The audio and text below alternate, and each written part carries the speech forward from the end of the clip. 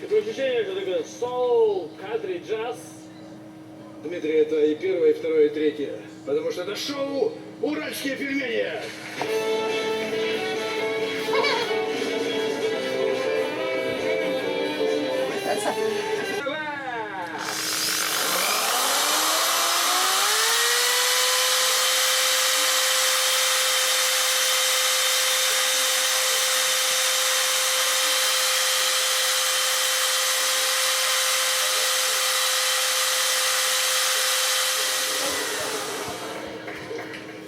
В 17:00 программа «Хочу все знать» с Михаилом Ширинским. Путешествие по страничкам мужа в социальных сетях. Ну и, конец, 21:00 «Если бы я была первой леди».